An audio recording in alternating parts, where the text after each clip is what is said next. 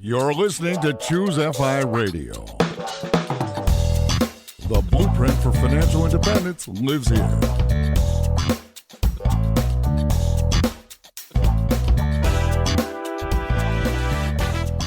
If you're looking to unlock the secrets to financial independence and early retirement, you're in the right place. Stay tuned and join a community of like-minded people who are getting off the hamster wheel and taking control of their lives in the pursuit of financial independence. Choose FI, your home for financial independence online.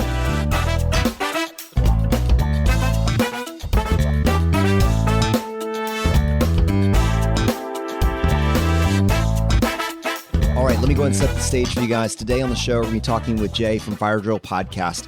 And it's criminal to try to shorten all this, but let me just give you the short and sweet. The TLDR. Jay has moved to 3 states in the past 3 years in the pursuit of financial independence, career hacking like a pro, taking your income from $33K to well over $100K, and then double that within 5 years through mercenary salary negotiation, which she likes to say she won 3 out of 4 times. This is going to be an incredibly actionable episode where we're going to dive into how a female is able to graduate with a poli-sci degree and then somehow leverage that into the highly competitive tech world through the art of career hacking. And to help me with this, I have my co-host Brad here with me today. How you doing, buddy? Hey, Jonathan, I'm doing well. The way you set that up, I just cannot wait for this conversation. I mean, Jay has a little bit of everything in her story. Frankly, I could have used her negotiating skills. That was something I was woefully unprepared for in my own life. And hopefully she can pass on some really concrete and actionable tips to the audience. So with that, Jay, welcome to the podcast. Thanks for having me. Well, Jay, this episode is going to be all about career hacking. It is not going to be about college hacking because I don't think that your optimal self really started firing on all cylinders until after you graduated and realized you didn't know what to do with your degree. Am I right about that? No, exactly. I mean, I thought I did everything right. I got about $17,000 worth of scholarships, so I applied to as many as I could. But after hearing your interview with Travis, I realized that I probably made the wrong decision with college choice. I went for prestige and the best school I could possibly get into and not the one that makes the most sense from an ROI perspective. Jay, were any of the other colleges that you gained acceptance to, did you have better financial aid packages or merit scholarships? I only applied to one, and I could have went to the state school in my state, and I chose not to do that because I thought that I would get into this great school, which I did.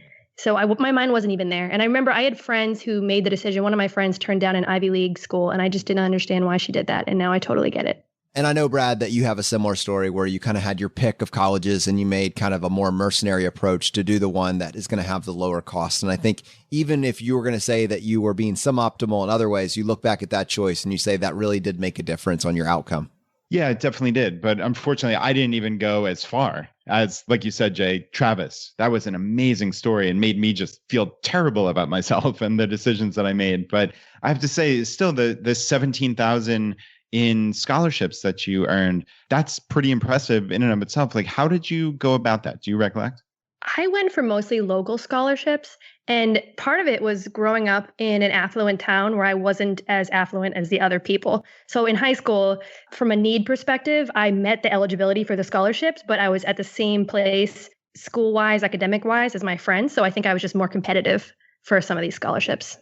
Well, talk us through your strategy here. So you're graduating, you're a senior in college, you're graduating, and you chose poli-sci as a major. But I know that right now you're working in the tech industry. So what's the thought process here? Are you gonna change the world through liberal arts? What's the plan? I had no plan going into college. I took whatever class I wanted to take. I started out thinking that I would be a biology major and I would be a doctor. And then I changed my mind about 5 core classes in, decided that I loved learning about international relationships. And I think really it stemmed to wanting to travel. I didn't travel very extensively growing up. So when I had the opportunity to study abroad when I was in college, that completely changed my perspective. And I thought I wanted to major in that because everyone gives you the advice, well, you should major in your passion. And it wasn't until after college that I regretted that. So talk us through this. You graduate college and you now have this poli-sci degree how much student loan debt did you take on for this? I had about $25K. Okay. All right. Not too bad. So you graduate and are the jobs just waiting for you? No. And I was very aggressive about applying to jobs, but And I had internships and I had good grades. So I kind of had the whole package. I was a college athlete. So I thought this should be easy. And it wasn't easy for me. I mean, graduating in 2011, it wasn't 2009, but it wasn't much better. And it was very hard. I remember I had a lot of friends who were unemployed at the time too. And we were just racking our brains, applying to every job that we could possibly apply to. And some point in the middle of the summer after I graduated, that's when the light bulb went off. And I realized I'm not going to wait around for something good to happen to me and me just to get lucky. I need to just start taking action. And I sort of changed my whole trajectory right there. Yeah, I was thinking the other option is you could just go back to school, right? That's the key card that everybody else seems to have. Oh, we'll just do 2 more years. I think we need our master's. That's when we were eligible to get our first job. Yep, I definitely had friends who went that option. And I mean, for some of them, that was a great choice. But for me personally, especially coming out with student loan debt, I wasn't ready to go right back to school. Let's talk about taking action. Like, what does that mean for you? You're a poli-sci major, and there's no jobs available for poli-sci majors, at least, in your small world at this particular point in time. Nobody is knocking on your door asking you. What does taking action actually look like? So my friends and I, we would go to Starbucks, the unemployed friends, and we would apply to jobs all day. And we would drink expensive lattes, which we couldn't afford. I think I had $100 left in my bank account at the time. And they were telling me that they were starting WordPress blogs about their lives. And my life was very boring at the time. So the idea of writing about it every day just sounded awful. So I created a blog about study abroad because that was my passion. And I got so into it. I mean, I was doing this night and day. And from there, it ended up opening up doors for me because a student travel startup found my blog and asked me for an informational interview so they could understand the student travel online space. And then after that, I was so passionate about it. They invited me to work for them for free. And I did that for 2 years. So that kind of helped me move forward and start creating. And then on the personal front, I decided to take action by volunteering more at my local library. But before this, I was always a joiner. I had joined sports teams. I joined volunteer groups. I joined classes and communities at school, but I had never created anything in my life. So I went into the library, and I don't know what made me do this at all. I just decided I need to do something. So I went to the librarian and asked her, can I start a gifted and talented program at the library for third graders? That was something that I did growing up. I did a gifted and talented program, and I thought it was an awesome experience. And I look back fondly on it. So I decided, why couldn't I go give back and teach right now? I'm not employed. This would be a great time to do that. So I advertised in the local library newsletter, and the first week, 1 kid showed up. And I was so embarrassed. I made this big deal about it, and I tried to get a friend to do it with me, and I felt like I had failed. But the second week, that 1 kid and his mom told all of their friends, and parents are so competitive that I had a class of 10 students there for the Gifted and Talented program. And between that and then the study abroad experience, I ended up putting those things on my resume, and I became this person who just creates things and doesn't just join things that other people have created. Wow, I became a person who creates things. What an interesting statement. I love that. I mean, who gave you permission, right? Like, I think that's what so many people get held back by. Where did you have the audacity to start this gifted and talented program? So many people would say, oh, but I'm not an educator. Oh, but I'm not this, I'm not that. Where will I get the space? Will anybody show up? Do you remember what you were thinking at the time? Like, that is so impressive. I just love for you to put yourself back at that time period and just think through, how did you have the guts to do that? I think truly that I had hit rock bottom, and it was a really hard identity shift for me because I am someone that I got all these scholarships. I went to a great school. I got good grades. I was a college athlete. I studied abroad. I did everything. I did internships. I did everything I thought right. So to be in that position after school, it was just frankly embarrassing. I mean, I was embarrassed about the situation I was in. I was living back with my parents. I love my parents. They're amazing, and I'm lucky to have that opportunity, but it wasn't where I wanted to be at the time. So I think for me, I hit rock bottom. And I actually remember in my very juvenile sense what that moment was. I went out to a bar in Boston with my friends, and I went to order a very crappy $5 rum and Coke, and my cart declined. That was like the real low point. Like, who are you? What are you doing with your life? And from there, I started moving. That's amazing. So, I mean, today you are a financial independence podcaster of great renown, and a handful of years ago, a $5 charge got declined. That is incredible. I mean, have you ever reflected on what an incredible journey that is? Honestly, sometimes I think about how the past decade has been. And I mean, it's been 7 years since I graduated from college.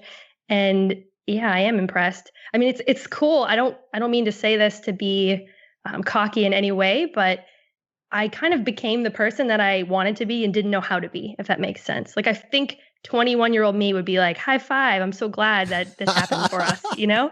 Does that sound Absolutely. weird? I don't know. Oh, that's amazing. That's amazing. How would someone else become the person they wanted to be?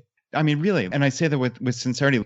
Could you help somebody else do that? Like, I'm sure there are so many people out there that have hit that rock bottom and would desperately want to take action, but they're too scared. What do you tell that person? First thing is that you just have to do it. And I understand the scared part. It's not like I'm not scared. And, the embarrassment and putting yourself out there, you may think it's weird, like, especially, being 21 years old, you're very worried about being weird and what other people think. At least I was. So strolling into the library saying like, hey, can I work with kids and start this program? I just felt like, who does that? Why should I do this? But you just got to push past it. And once you do it once, do something really small, it just builds on itself. And you just can't wait for the opportunity to come to you. If you want an opportunity or you feel like you deserve an opportunity, you got to make it for yourself. I just want to set the frame that, very much what we're going to be following you, we're following you on this journey right now. And your journey is that of what have you created? What have you built, right? That's just a theme that I think you'll see over and over again. But I want to go back to this gifted and talented class that you set up for these kids at the library.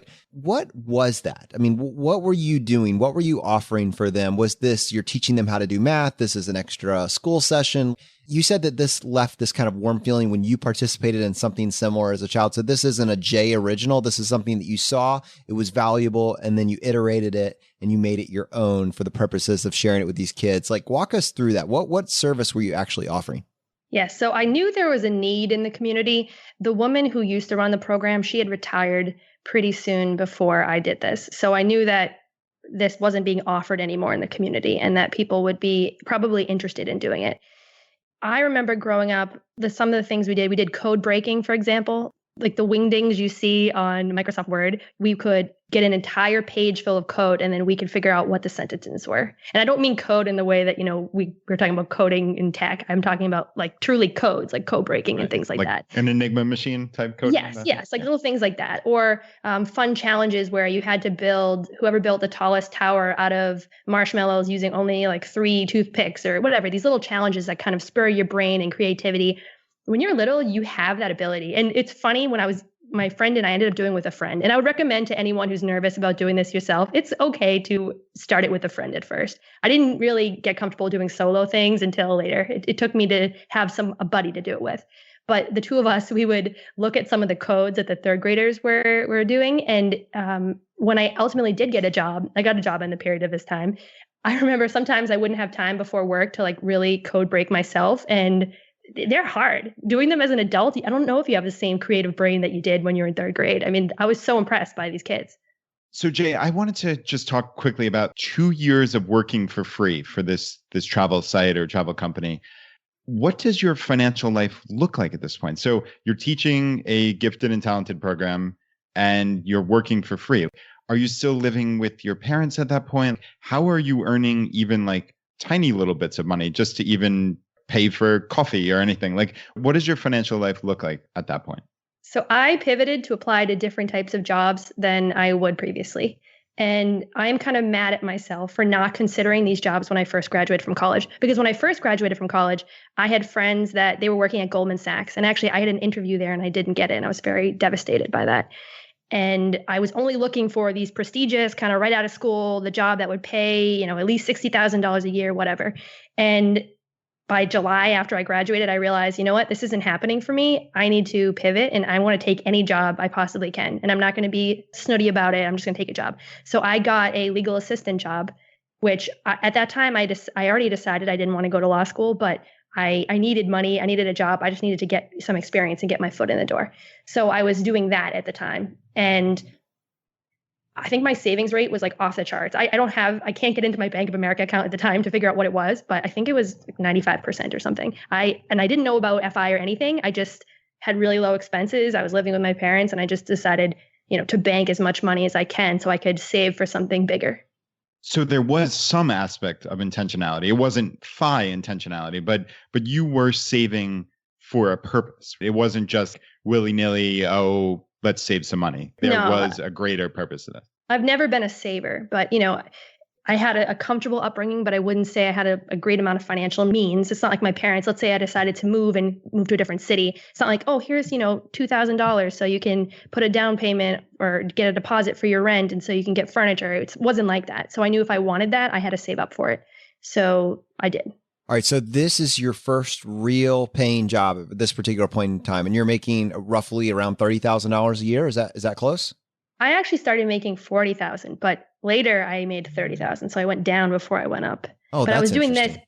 and then I was working for the startup at night on top of doing the legal assistant job. I just want to track this because your trajectory, which we'll cover, is shocking. And there's so many people that got degrees that aren't serving them and want to transition or want to pivot, but think they can't because they can't go back and redo their early teens.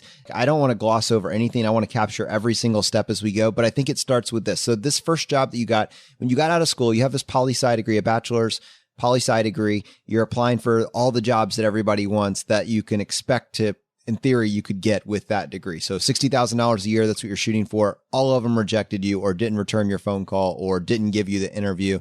So you lowered the bar and you started applying for anything that would take you. But this is still tangentially related to your degree in terms of how you would stack your resume. When you're applying for this job, you would say, hey, by the way, I'm a poli-sci major. This legal assistant job would be a good fit. And you got the interview, right?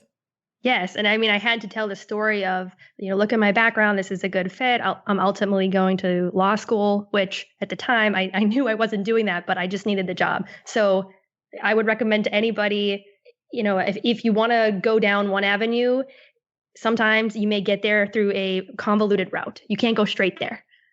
Yeah. Don't necessarily tell them that you're pursuing early retirement. Don't lead with that. Definitely not. All right, let's go a little deeper here. So I know that your story doesn't finish with you being a legal assistant. Like, what is your next transition? So you're a legal assistant that has also built a website and done some volunteer work with a company that has some similar related interest. You also have this gifted and talented program that you've put together. What comes next? So based on those two experiences, I completely scrapped my college resume. I mean, I kept that I was in the honor society and all those things on there, but I added that I was working with a startup and I added the experience from the volunteer program. And then I started floating my resume out to other places. And one of the postings that I saw was an internship at the U.S. Olympic Committee for someone to work in digital media.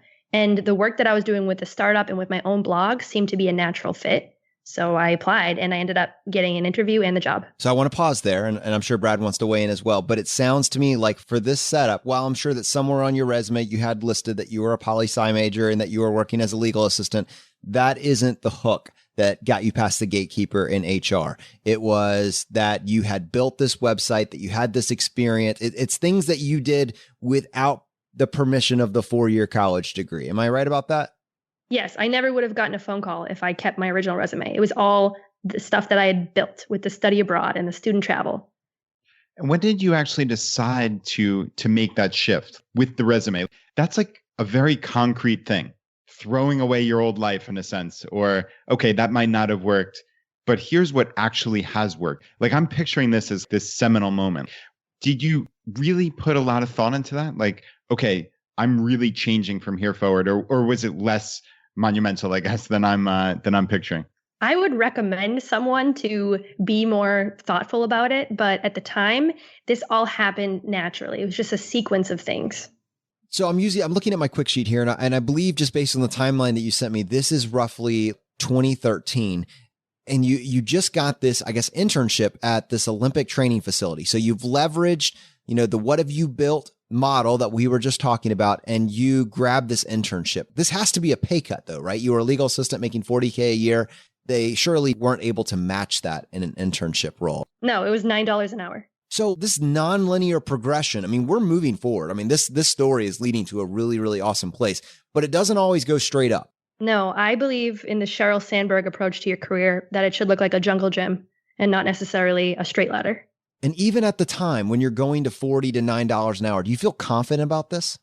No, I mean, I guess I still had big goals for myself, but the opportunity to move to Colorado and work at the Olympic Training Center was a very cool opportunity. And sometimes where you work is more important than what you get paid. So having that brand on my resume, anytime I go into an interview now, and I've since worked at some more big brand places, when you work at some of the best brands in the world, people are happy to talk about that experience in an interview, and it helps you later on. So I don't care if they paid me $5 an hour or $2 an hour. That experience was invaluable.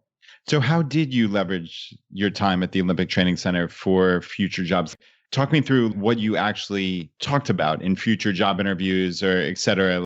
As I understand it, you're a digital marketer for the Olympic Training Center or the U.S. Olympic Committee. I'm not sure precisely who it was, but talk me through what that practically looks like. So at that time, because I had had experience with a startup and through creating my own blog, I could be more valuable to them than probably a traditional intern. Because the traditional intern responsibilities, you were supposed to help fulfill sponsorship rights on social media for like Hilton and other companies that sponsor the Olympic Training Center. But I was very interested in their web analytics, and I had access to their Google Analytics, and I could see where people were coming from on the website, and I could help them meet their goals. I knew that they wanted to get to a certain goal. This was leading up to the London Olympic Games, which was a really cool time to be an intern there.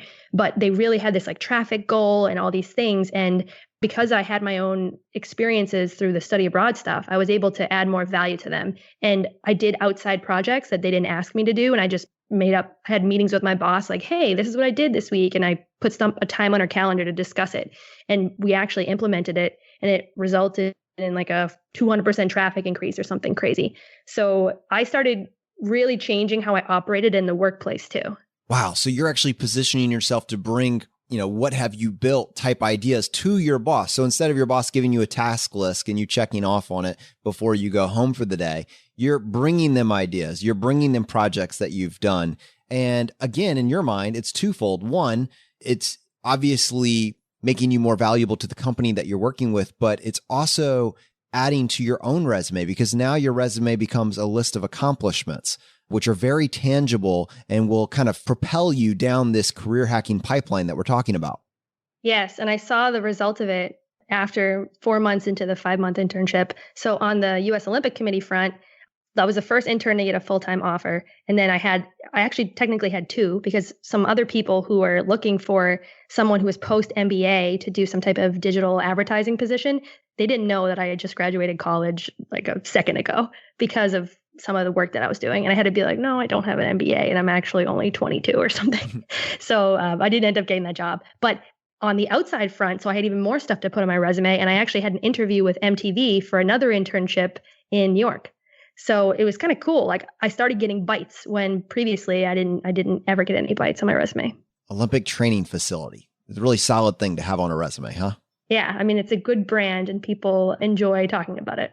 So all of this is a background. I think our audience listening to this has a pretty good idea of what initially may have looked like a real setback, going from 40 down to $9 an hour, back up to 33. That's a jungle gym. Some people would initially say, you're not really moving in the right direction there. But I think now as we start to see some of these accomplishments, very quickly your perspective changes and you're like, wow, this is really starting to come together. But how do you go from where you are now to the tech industry? What sequence of events gets us there? I got a full-time offer in Colorado to continue working full-time for the U.S. Olympic Committee. I worked for one of the sports that roll up into the Olympic Committee. And I had just had the interview with MTV, and actually the interview went really well. So I had no reason to think I wouldn't get the job. I probably had a good chance of getting it, but I met Doug, my husband, and he was planning on staying in Colorado after the internship ended. And I thought, this is a really great guy, and I don't want to leave and miss this opportunity. We had just started dating like 3 months or something. And I knew that when you're 22 and you start dating someone, long distance is just not going to happen, at least for me. So I decided to stay in Colorado. I worked at the sport that rolls up into the Olympic Committee for about 10 months. It was a wonderful job and it was a great experience, but I knew that I had bigger goals for myself and I decided to apply to tech jobs. I had sort of got some experience through working for the startup, which by that time I had worked for it for 2 years and I was promised equity, but we never actually resulted. We'd applied to some startup incubators like Startup Chile and Y Combinator and we didn't get in. But I put that on my resume that I had worked for this startup and I had managed some of the website development. We had a $15,000 budget. So when I applied to my first job in tech, it wasn't at a tech company, but I had that small experience and that was enough to get me that first entry-level tech job. There's something that comes to mind. And even though you said when it came to meeting Doug, you were not able to be mercenary in terms of choosing your living location. That was like at least one particular, strand too far. And I think you made the right choice there. When it comes to jobs, I know that you are absolutely willing to, instead of just trying to beat your head against the wall, if you're bumping up against that ceiling, just take a horizontal lane and move next door to the competitor or move next door to someone else that maybe will give you more upward mobility.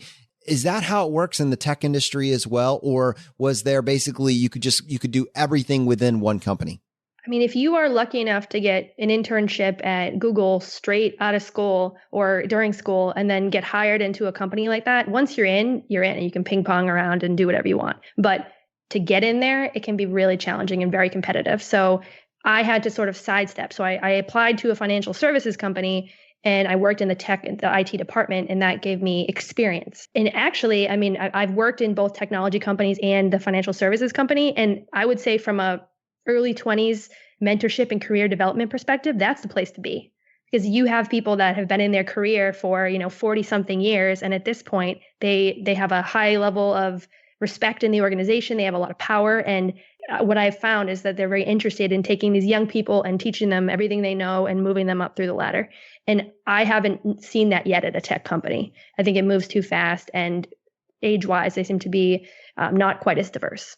So were you getting background info on financial services generally, or was this really just like the tech aspect of that particular company or profession? I did. I had to learn some financial services things in order to succeed in the role. And at the time, I didn't really know about FI, but it was very helpful. And looking back on it, I know a lot of stuff about taxes and distribution and, RMDs, for example, that most people don't know, but I learned through my job. So looking at this kind of jungle gym type experience, like, is this the most direct path for someone that is trying to kind of do this dramatic pivot? I mean, is this basically what it looks like? Or looking back now, is there a more streamlined way to go about this? There's definitely a more streamlined way. So I mentioned what helped me is that I had experience through the startup. Also, I got my master's online. I paid for it through employer reimbursement, which was a great perk of working where I worked. But now I would do it totally differently after working in tech. There are hackathons. I actually just went to a hackathon hosted at Facebook last weekend, and that can be a great way for someone who wants to get into tech to get tech experience. For example, at a hackathon, you go into teams and you work the whole weekend to build a project. And let's say that you're someone that has a skill set in a certain area, or you're just starting to learn like Python, for example, but you don't have mobile development skills. If you go to a hackathon, you can get the whole team there. You can get someone who can do mobile stuff. You can get someone who can do the UX. You can get a project manager who puts it all together. And you can actually come up with a finished result that you can put on your resume and walk away from that experience with. And when I talked to the other people who were at the hackathon, that's the reason they were doing it, because they wanted experience to put in their resume and ultimately get into one of these companies. Yeah, that's fascinating, because that reminds me of a conversation we had with Ryan Carson from Treehouse, where basically he's looking at coding as a trade job and not something that you need a 4-year degree or an advanced degree for, but it's actually like a proof is in the pudding type scenario where you're learning significant skills and then proving them by, I guess, putting your projects on, I think it was GitHub is what he said. And that reminds me of what you're talking about with the hackathon. Talk me through how that would work. Like, would you tell someone to get a 4-year degree if they're looking to get into this world? Like, is that still valuable, or are going for these specific skills first better maybe? I think at the same time, a lot of places still require a 4-year degree to get in the door. Not every place does. So it depends on where you want to work. But these are great ways to distinguish yourself and prove that you have the skills. Exactly what you said, the proof is in the pudding. And I think that's how tech sort of works nowadays. So what I would do is I would search online for communities to get involved with, affinity groups, that's huge. The hackathon that I attended last weekend, it was for diversity and inclusion. So if you were in certain affinity groups, now you don't need to be in an affinity group. There's a million hackathons that don't have this, but if you are in an affinity group, there could be events in your local area that you could find out about. Eventbrite is another website that has information about it. Meetup, Facebook. So I'm someone that I join all of those communities, and when I see an opportunity like this, I jump on it. So after the hackathon, Facebook sent me an email saying, "Hey, would you like to work for us? We saw you attended the hackathon, blah, blah, blah, blah." So you can get on their recruiting list by attending free things like the hackathon too. I will say that I had to become the type of person who takes advantage of these opportunities and seeks them out, because previously I wasn't. Like I said, I joined things, but I wasn't trying to network. And actually, networking had kind of a negative connotation in my mind because I thought it meant that I was trying to be political, or I was trying to, like sometimes people don't really like the person that puts themselves out there like that. But if I had these certain goals, I had to force myself to do it. I have a post on my site that I call being a woo girl and why people like woo girls. And it's someone who's super friendly and really goes out of their way to meet people. Never used to like that type of person, like, because I thought they were being fake. But you can't make these connections if you don't put yourself out there to make the connections. And I would say 90% of the stuff I did to put myself out there didn't work. Like I went to 1 million meetups. I joined Levo League, which is a women's kind of online group, and they have chapters across the country. And I went to 1 million of those meetups and they weren't successful. But I had a few things that worked out. So I took a bunch of bets and some of them really paid off. Jay, you mentioned something called an affinity group. Can you explain that for our audience? Sure. And this is kind of a controversial topic in tech, especially given the Google manifesto thing that was sent out. And I have a lot of formed opinions on it, just being a woman in tech. But there are opportunities for women, for people who identify as LGBTQ, for people who are Asian or Black or any other type of affinity group, to sort of network and form up with other people who identify in that affinity group or are allies of that affinity group to get access to opportunities that they wouldn't otherwise have access to.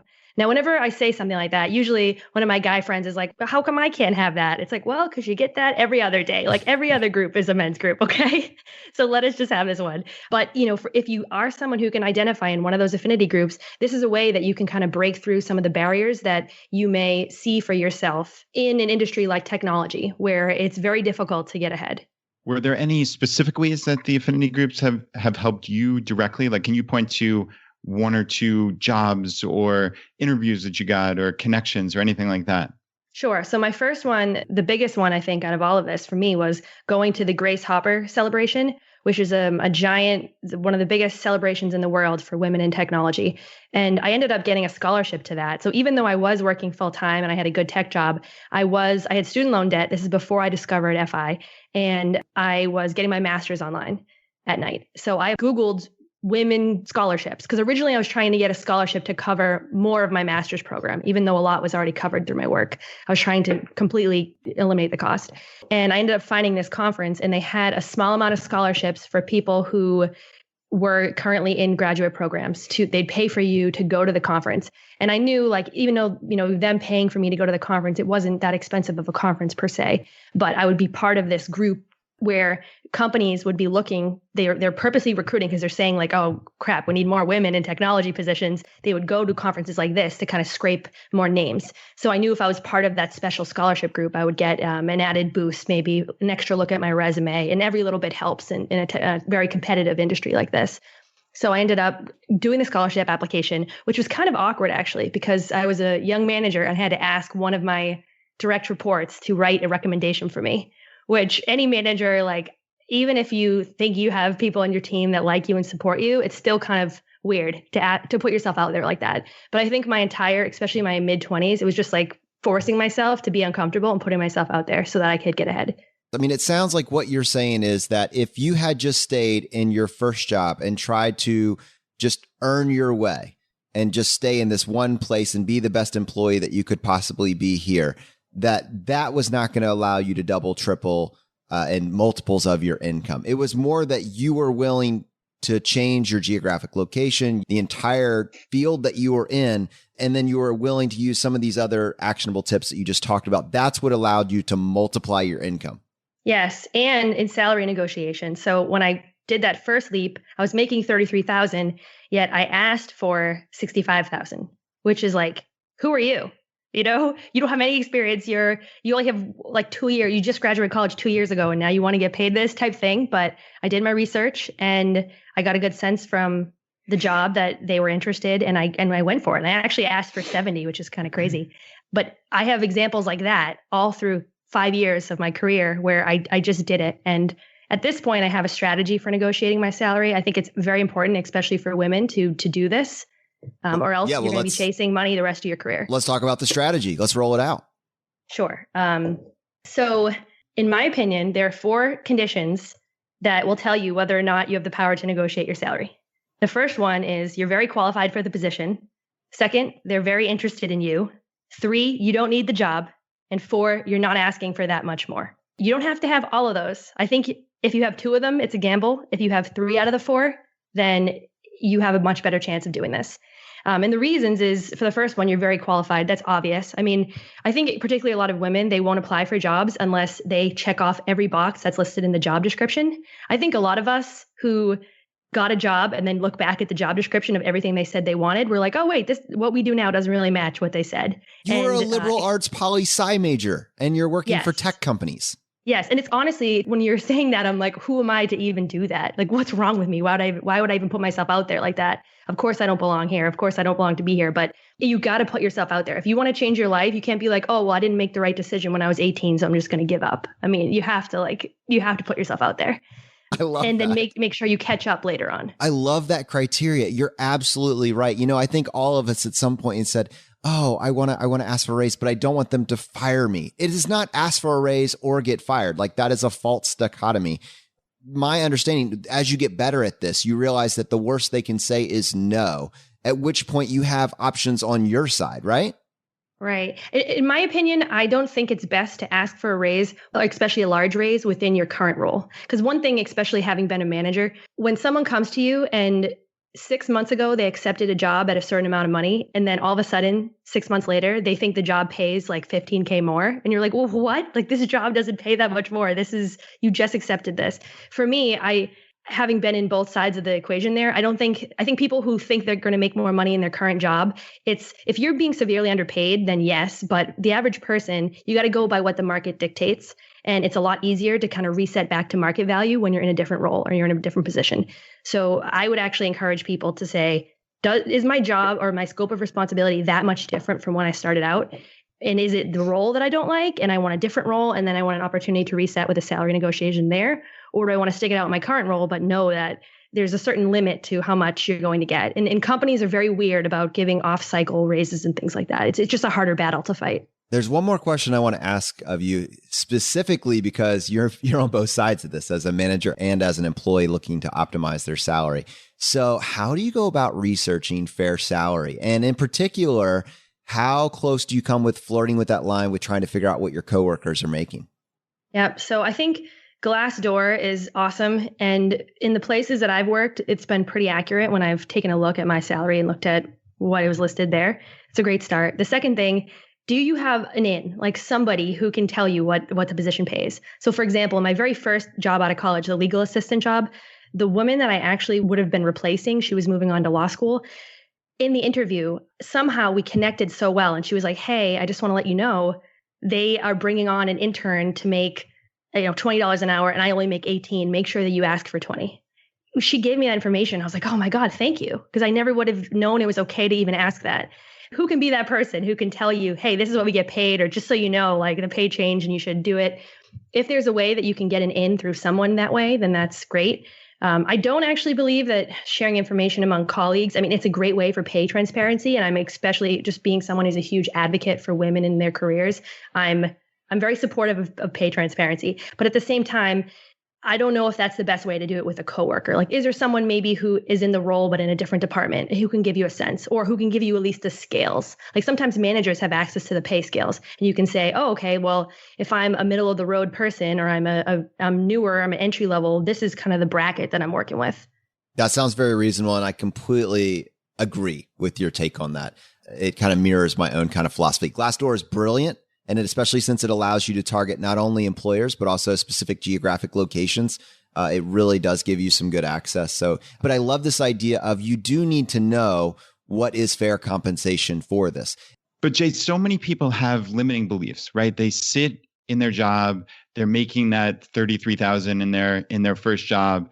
And sure, they might see that another career, another profession, another role, whatever it may be, offers a 70,000 salary or 100K salary, but they don't know how to get from here to there.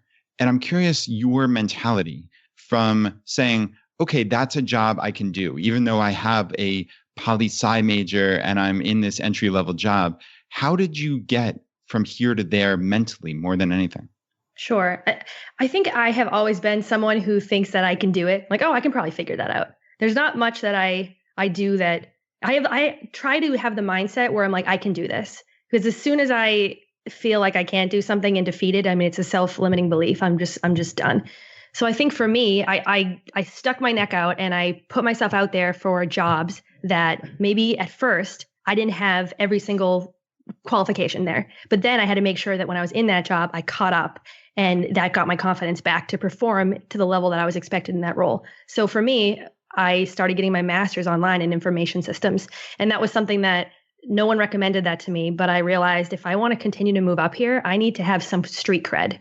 And I'm working with engineers on a daily basis. I need to have those fundamental concepts down pat so I can be more effective in my role.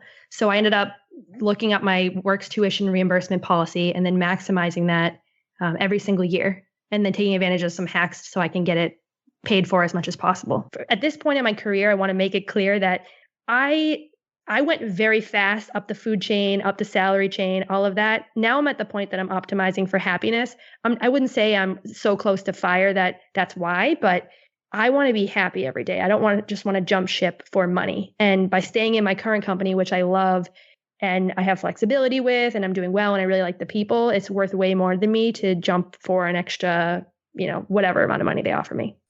Let's talk about the statement. So you said, I'm no longer optimizing for money at this point. I'm optimizing for happiness.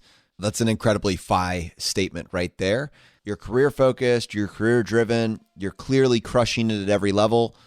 Walk us through your light bulb moment with regards to financial independence. I read Mr. Money Mustache's blog, and truthfully, the FI concept did not sink in right away. I actually recommended the blog to a coworker and was shocked a year later when he told me he was 4 years away from his retirement date. Because it wasn't something that I read and immediately thought, I know a lot of people, it blows their mind. I didn't have that quite reaction to it. And as someone who's so career driven, it didn't quite make sense to me, to be honest. But then when I heard from the coworker that he was just crushing it, I realized it's not about retiring early. You can still love your job. You can still want to get ahead in your career and, be the CEO of a company if you want to get all the way to the top. But having the option to do something else, having the money and the support and the safety net that FI gives you, it just takes the pressure away. So your career can be, you can, if I want to do something different tomorrow, or, I want to take a job that doesn't pay as well or whatever, I can do that because I have this safety net that FI has enabled me to do. And I just think about things totally differently now. Just real quick. So that coworker that you turned them on to Mr. Money Mustache, and then they're 4 years away from FI. Was this someone who just took action right away, or was he already saving? Was he already on the path, but without knowing it? Talk me through that, because that's really interesting to me. He was already on the path, and it signaled to me that he would like this blog because he was someone that he had paid off his student loan debt very early. He was a saver. He didn't like to spend very much money on clothes. And at the time, I think I went away on a work trip with him and another coworker, and she was kind of joking, ragging on him a little bit with some of his views on this stuff. And I said, you know what you sound like? You remind me of this blog, Mr. Money Mustache. I think you would really like it. Then a year later, he stopped by my cubicle. He's like, hey, remember that blog? I'm 4 years out. But we were all mid-20s at the time, and he calculated 4 years out based on him living by himself with him his entire life. And I think, I caught up with him a little bit ago, and things have changed. He has a significant other now. He has different plans for a family and a future. And I think it's different now. So I would it's say, like Travis's story that from Student Loan Planner, the failed early retirement. Yes, exactly. Right. I mean, and then you can recalculate your fine number a million times. I mean, once you put it down, you're not set. No one's going to hold it against you. So where was your financial life at this point? Finding Mr. Money Mustache, did that have any type of immediate impact at all? Talk us through where you are at this point in your life. I'm crushing it in my career. I have this incredible sponsor who's opening up opportunities for me, letting me manage a team. I got a really high salary for my age. And, I told you some of my struggles with getting a job out of college. So I have felt like I made it. And I had student loans, but because I made money, I didn't quite connect the fact that I was doing anything wrong or I should be saving more money or anything like that. I think I put 4% into my 401k and I called it a day. But slowly, I started becoming more interested in the movement, especially after hearing that my coworker had this great success with it. And I saw online that Mr. Money Mustache was going to this Ecuador Chautauqua thing. I've always wanted to go to Ecuador, but I kind of needed a group to kind of push me. And for some reason, I just did something crazy. And I said, you know what? It's already closed. So let me just email the organizer to see if maybe there's a wait list or there's an extra spot available. I lucked out. There were 2 spots. I brought my husband, he was my boyfriend at the time. And the 2 of us just flew down to Ecuador to meet people that we never really met before. And I didn't even know if it was a real thing, to be honest. I thought it was just kind of weird and, something I would do, I guess, because I do things like this. But it ended up being an incredible experience. And the people we met that week truly affected us. And they launched this entire fire journey. So let's talk about the fire journey, because on your end, there's so much more tied to this. I mean, I know that while it's actually incredible, and we'd kind of have to pick which way we want to go with this story, but we've spent a lot of time talking about the career hacking. I know that on top of that, you are a voracious side hustler and you have your own kind of resume there. And then on top of that, you built this podcast that have blown up. Is there any sort of linear fashion in which all of these things start to land? How do you go from meeting Mr. Money Mustache and hanging out with the crew in Chautauqua to where you are now? So I went to Chautauqua. I met Mr. Money Mustache, but more so the week that I was there, I got to know Brandon from The Mad Scientist, Jeremy from Go Curry Cracker, and Jim from Jim Collins and H blogs very well, because it was a small group. And I also think that everyone kind of not took pity on us, but everyone helped us out because they saw these, 220-somethings who just didn't know what they were doing. And the FI community is so nice. They'll just offer advice to you. And if you're open to it, I just sucked up all that like a sponge. So I left that trip thinking, what am I doing? I have the ability to turn all this around. I'm extremely lucky and fortunate that I have this awesome job that gives me the ability to do that. And I'm glad for the work that I had put in previously to get that job. So we started moving, paying off my student loans first, paid off my student loans. Then my husband still had student loans. And a lot of people, they feel weird about paying off their spouse's student loans. And we weren't even married at the time, but I was just on a mission. We wanted those things gone. So we paid off those. I ended up getting a great job in California. I flew out there. That hugely accelerated our path to FI. We had to downsize though. And we had a house in Colorado that was just way too big for 220-somethings. I don't know why. I think I just got really swept up in it all. I had a Subaru that I had just bought completely new, sold the car, changed our whole lifestyle based on meeting these people in Ecuador because I saw how they lived and I realized, I want to live like that. I want to have the option to do whatever life takes me. Even though I'm happy with my life now, I want to give myself options and I have to take these radical changes to do it. So Jay, before you get on this plane to Ecuador, you're saving 4% in your 401k, and it sounds like that's mostly about it. Then you come back and now you're paying down your student loans, you're paying down Doug's student loans and just crushing this. Not to ask a really kind of oddball question, but where did the money come from? What were you spending it on 2 weeks before Ecuador that once you got back, you all of a sudden weren't? What did you actually cut? Because presumably this money was getting spent on something. What did you cut to make these changes to be able to pay down the student loans so aggressively? Well, part of it, I didn't have that high salary for very long necessarily. I mean, I got this great job and then this is all in a matter of just a few years. So I had maybe had it for a year or something. I got the car. So the car payment was $387 a month, but I determined that it cost me about $700 a month, technically, when you consider how much I drove and when you consider the registration fees and insurance and all that. So selling my car, even though I took a huge hit on it when I sold it, because having a car for 15 months, I mean, it depreciates like crazy. It just kind of stopped the bleed there. And then we rented out our house. We tried to sell it, but we ended up renting it out. And then we moved into a smaller apartment. I switched to a different job. I was working at a financial services company. Then I started working at a tech company. And with tech, especially living in Silicon Valley, if you move to the mecca of tech, they will reward you very well financially there. And Silicon Valley, truthfully, we didn't stay there very long because it just wasn't the right fit for us. It was extremely hard to move from Colorado, which is the most amazing state on the planet. I mean, we loved living there, to the heart of it all in California. I mean, it was great from a tech perspective and a career perspective, but, squished into this little apartment, we were paying something crazy, like $2,600 a month to live there. And it was very hard. I think $2,600 a month is probably on the low end of what people pay in that area.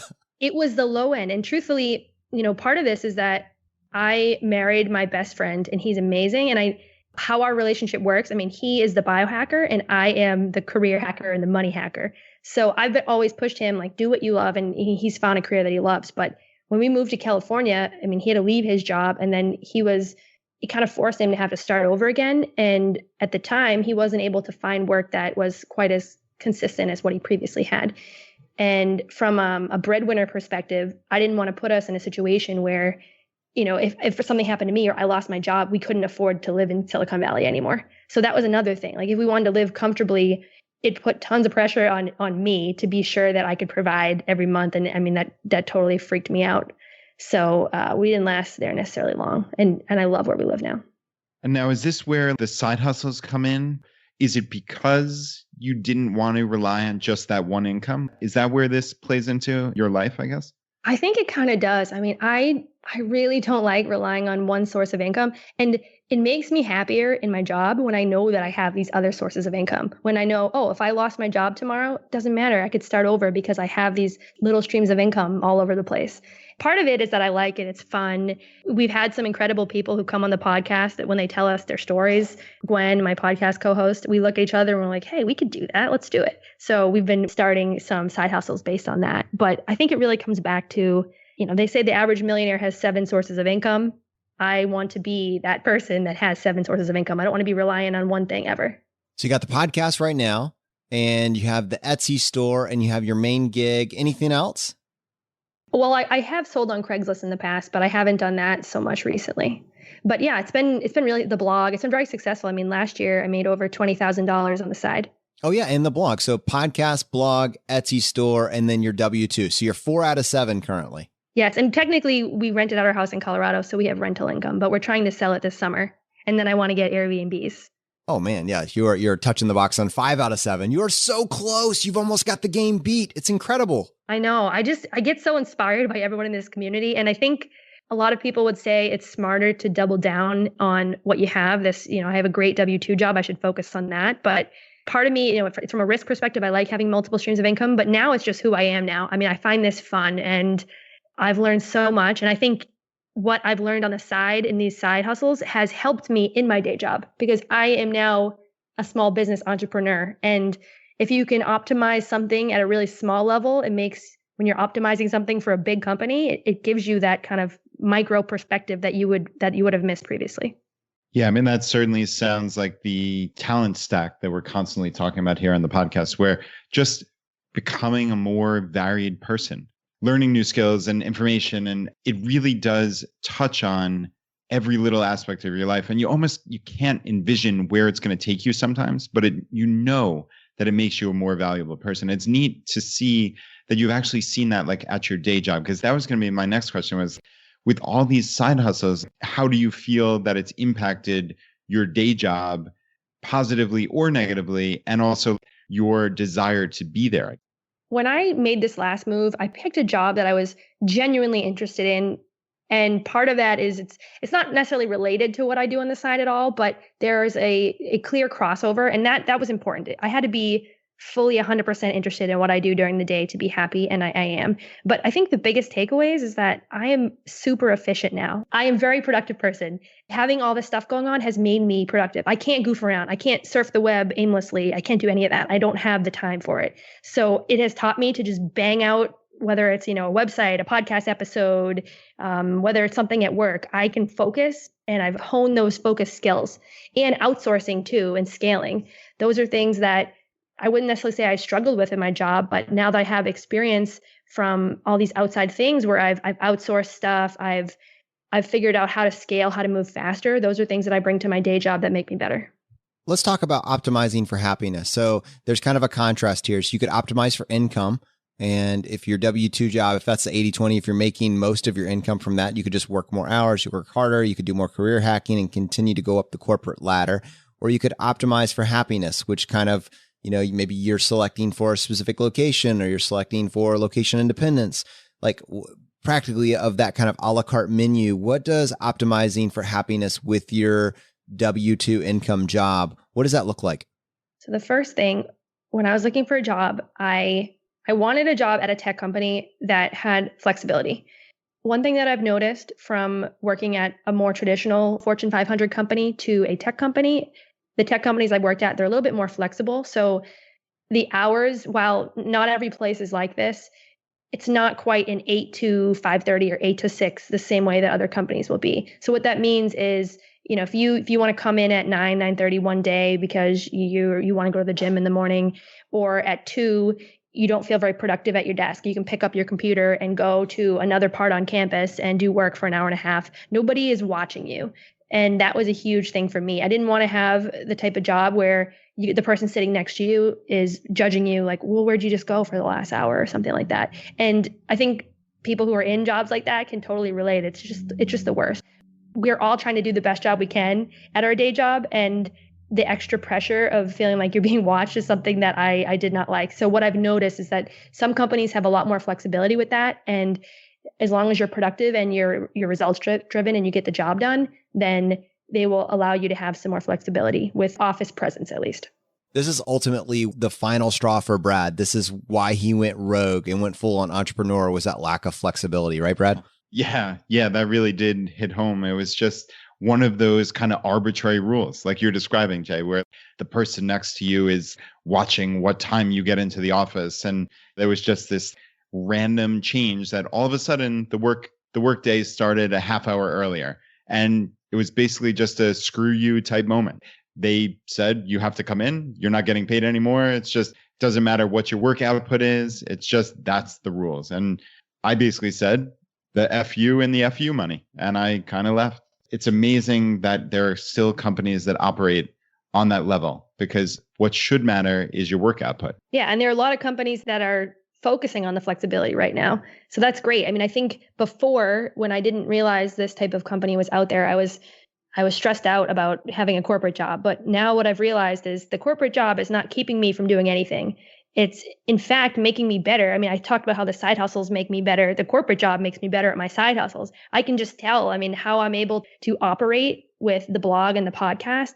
I didn't necessarily learn, I've been doing this for a while, but I learned that in my day job.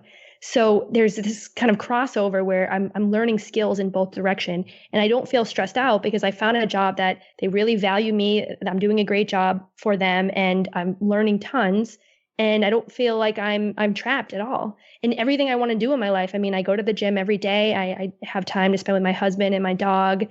Recently, I took away the one blocker that was making me a little bit stressed out about my job, which was the work remote policy. And that's been a huge relief. So tell us more about that. What are you now allowed to do? And can you work remote full time? So the biggest stressor for me with this whole FI journey, I lived in Colorado, I lived in California, now I'm living in Washington, and my family lives on the East Coast. And then I married someone whose family's in the Midwest. So, we get 2 weeks of vacation a year. We are spending those 2 weeks visiting family.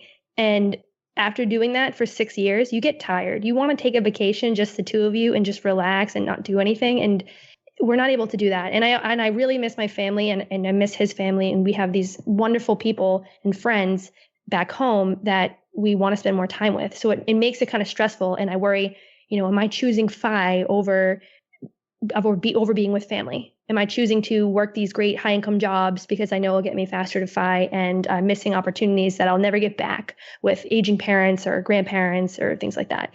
So someone at work started the conversation about working remote, and I decided this was my opportunity. My boss had previously, he wasn't very open to us working remote or working at home, but I kind of put together this proposal with my other coworkers.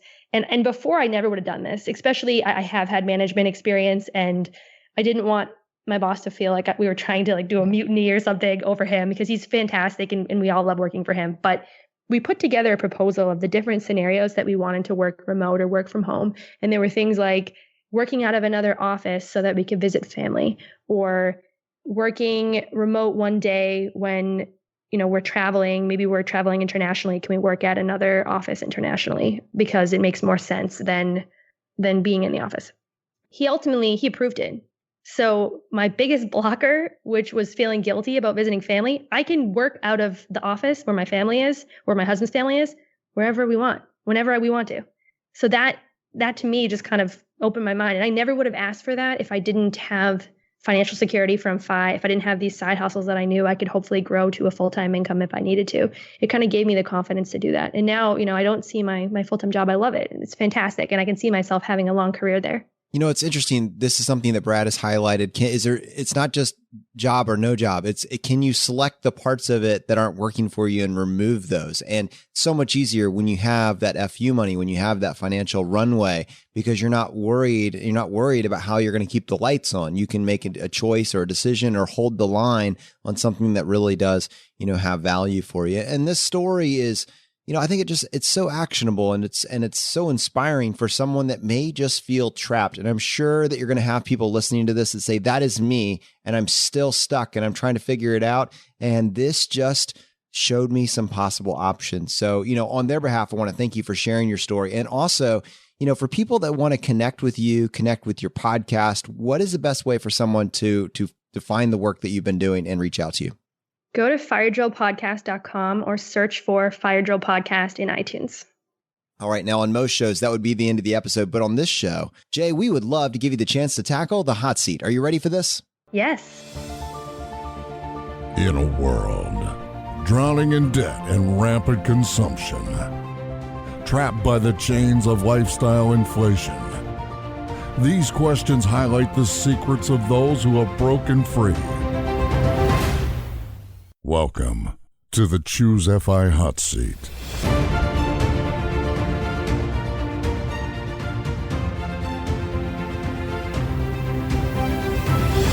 All right, Jay, question number 1, your favorite blog that's not your own. I'm going to give a shout out for my best buddy, Gwen from Fiery Millennials. Nice. I love Gwen. She's hilarious. And one of my favorite things about her blog, she definitely has a more diary type blog where you can go back to the beginning of her fire journey and read every single post, and it all builds upon each other. I love that style of blog. Yeah, we love Gwen here. She was a prior guest on the podcast and met her a bunch of times in person. I'm curious, where did you guys meet? I mean, you're co-hosts together. How did that come together? We both went to the Chautauqua, but we went different weeks. And I was searching for Chautauqua recap posts, and I found her blog. And at the time, it seemed very rare that someone else who was young was writing about this and was into this, and especially another young woman who worked in tech. So we Skyped, and then it was the start of a wonderful friendship. And then last year I said, hey, you know what? There aren't necessarily many women fire podcasters out there. Let's start a podcast. And that's helped grow our friendship even more. Well, you guys are blowing up and doing a fabulous job. I guess we'll go ahead and transition right into question number 2, your favorite article of all time. Now, this can be one that you wrote or somebody else's. The shockingly simple math behind early retirement. I know everyone chooses that, but there's no clearer way to present how possible it is to retire early than that post, in my opinion. I know, it's just so simple. So simple, so clear. That was low-hanging fruit. Too easy, Jonathan. Too easy. Yeah, that is a tried and true favorite and one that everyone should read unquestionably. All right, Jay, question number 3, your favorite life hack. Ooh, that's a hard one. We talked about the take action life hack.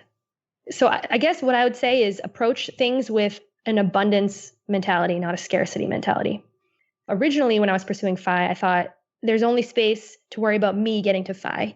What I've realized is the more that I give to others and think that, you know what, I have enough for myself and I'm resourceful. I know how to make money. There's more money coming to me, and to kind of be more generous with that, it's helped me so much. So an example, I talked about the student loans, how my husband and I were just dating, and I said, you know what, I'm going to help him pay off these student loans. Or similarly with my parents, I found out that they had Parent Plus loans. I think in this community, we can get very obsessed with our net worth and our money. And if you're not going to help the people that you love and make their lives better and use what you have to improve the financial situation of others around you and the knowledge we have, then, what are we really doing this for? So for me, it's approaching things with an abundance mentality. And I think it's opened up a lot of doors for me. Question number 4, your biggest financial mistake. I think when I first got that big job, my husband and I were so excited, and we bought the most, I wouldn't say it was the maximum that we could have got from the bank, but it was pretty high up there. And we had no business at the time buying our dream home. And also then I went and I bought a new car. And then I got a wonderful dog who is the love of our pup life. But doing those three things in the span of 6 months, I think we really lost it.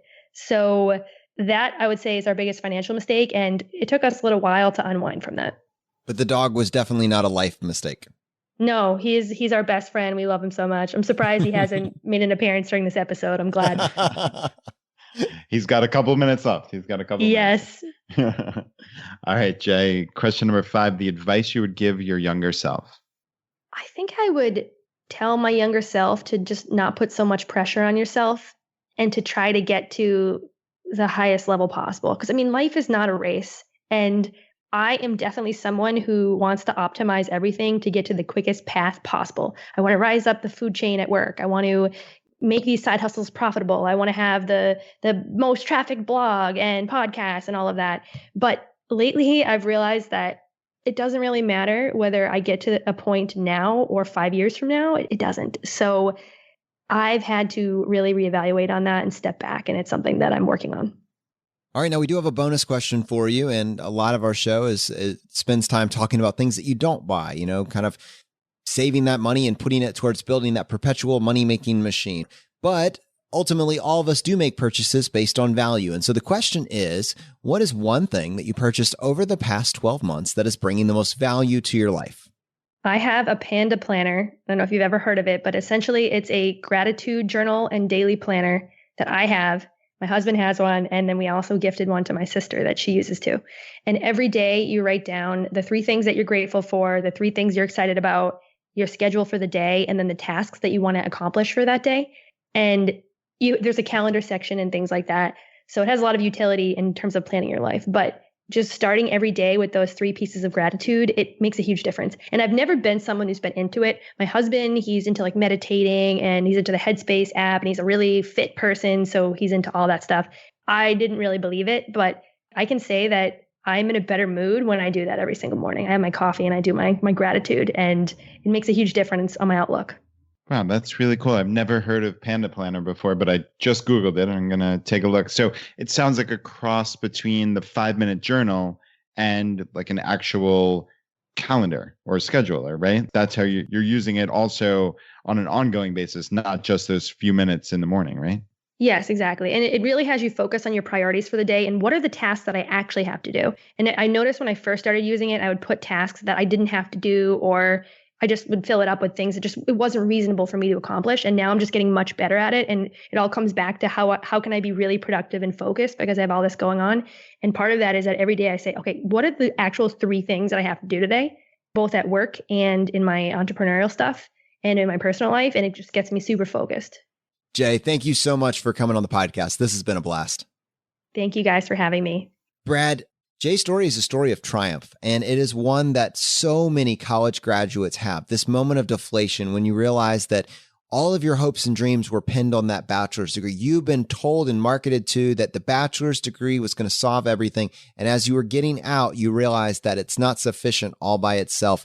It requires a strategy. It requires intentionality.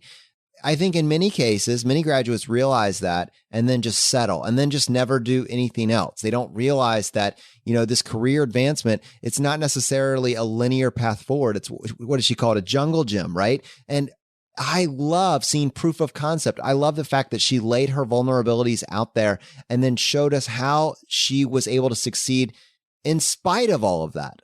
Yeah. And this is such a story of skill stacking. It really is. I mean, she just picked up a little bit of knowledge and a little bit of information by starting her own blog, working at that travel company, going to these hackathons. I mean, just like all these little things. And it's this amazing story of triumph. It's easy to look at her today and say, oh, she's at a tech company. She's got this great position managing people and making a boatload of money. But it wasn't that long ago. She was working for $9 an hour. Picture that arc. She was a college athlete at a top tier university, had all the internships, had everything right, the grades, et cetera, et cetera. And then she had to start from the very bottom, making $9 an hour after jumping careers. That's what's such a fascinating story. She was willing to do this, and she didn't just give up. She doubled down and said, hey, I need to make a success. So what can I do? I can start a gifted and talented program. I can do this. I can do that. It's a wonderful story. I was just so blown away, impressed. And big thank you to Jay for coming on and telling her story. If you got value from today's episode, if you've been getting value from the episodes up to this point, take 1 second. Just press the subscribe button on the platform you're listening to this on. It just lets the providers know you're getting value from the show and you want to be here when we produce additional content. If you want to support us in what we're doing here at Choose FI, here are 4 easy ways. 1, leave us an iTunes review. If you want to do that, just go to choosefi.com/iTunes. 2, use our page to sign up for travel credit cards. If you want to travel the world with miles and points instead of your hard-earned dollars, then just go to choosefi.com/cards and get started today. 3, if you're working on the milestones of FI, set up a personal capital account to track your progress and use our affiliate link. It's completely free, and just go to choosefi.com/PC. P as in Paul, C as in cat. And 4, and most importantly, find your friends, coworkers, and family members who might be open to this message and tell them about the podcast. Have them start with episode 38, The Why of FI, and right behind that, have them go listen to episode 21, The Pillars of FI. It is a fantastic starting place. All right, my friends, the fire is spreading. We'll see you next time as we continue to go down the road less traveled. You've been listening to Choose FI Radio Podcast, where we help middle-class America build wealth, one life hack at a time.